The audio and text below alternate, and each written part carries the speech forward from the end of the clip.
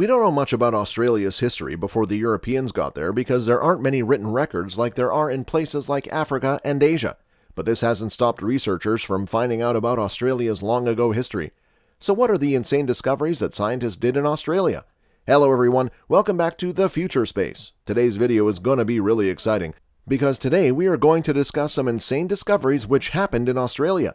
But before we begin, make sure you subscribe to our channel and click the bell icon so you don't miss any of our amazing videos. And let's begin. Number 1 is the oldest known axe. In Western Australia in the 1990s, a small piece of rock about the size of a thumbnail was found. It was quickly forgotten, but when it was looked at again, it was found to be a piece of an old axe that was 46 to 49,000 years old. This would make the piece of the axe the oldest piece of an axe ever found, and it shows that the Aboriginals were at the cutting edge of technology back then. Even though all we have is a small piece of a bigger tool, we can get a good idea of what the axe might have looked like. The second one is Kakuchka, ancient murder victim. The death of Kakucha, a case of post-mortem weapon trauma in an Aboriginal man from northwestern New South Wales, Australia. William Bates, an elder of the Bakanchi people in New South Wales, found the remains of an Aboriginal male by a river in 2014. His mouth was really big. Bates says he seemed to be pleading for help, so I said, "I'll help you." There were clear signs of violence on the bones. In most murder mysteries, one of the first things detectives do is figure out when the person died.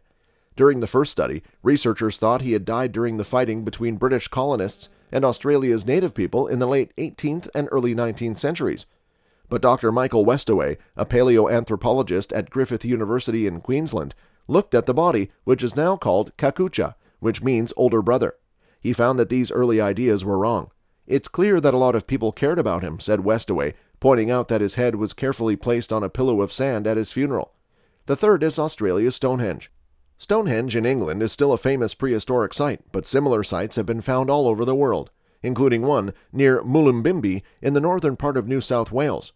The site was found for the first time in 1939. It got a lot of damage in the 1940s, so the location of the site has been kept secret to keep it from getting hurt again.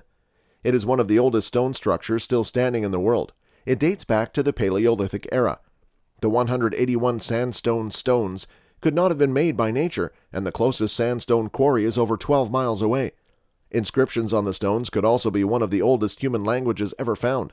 Lost letters that were recently found show that the original person who found the language translated about 28,000 words. Fourth is UFO found by Broome Police in Australia. Police in Australia's remote northwest have released creepy footage of what looks like a UFO hovering in the sky during a violent storm.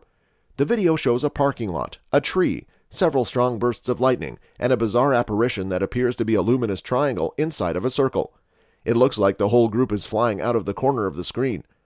After looking at CCTV footage from the town beach during last night's storm, it seems we were not alone, the Broome Police said, along with a series of UFO emojis.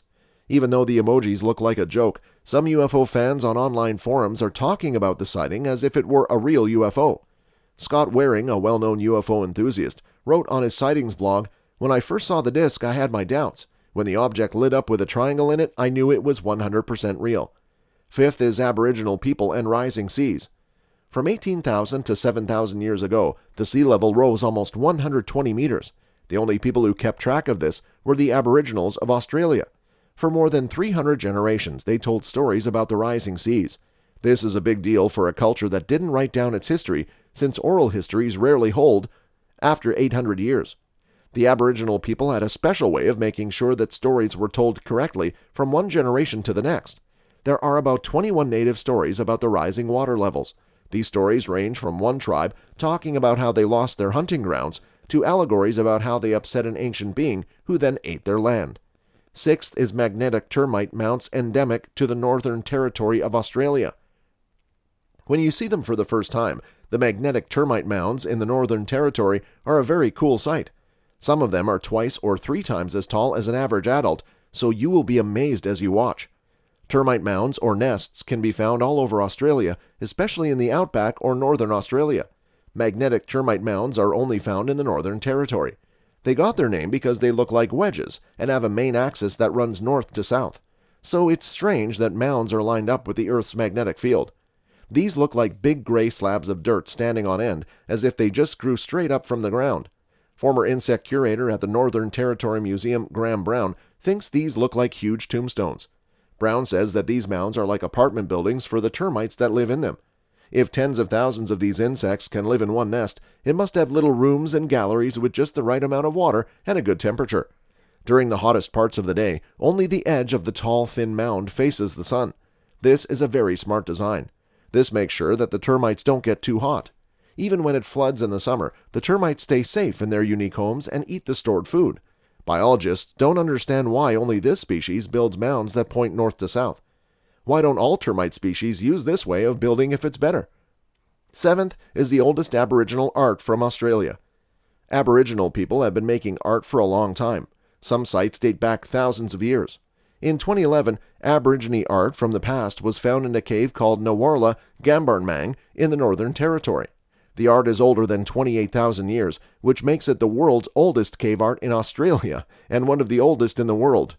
But a site with ancient rock art in the Kimberley region of Western Australia could be even older by thousands of years.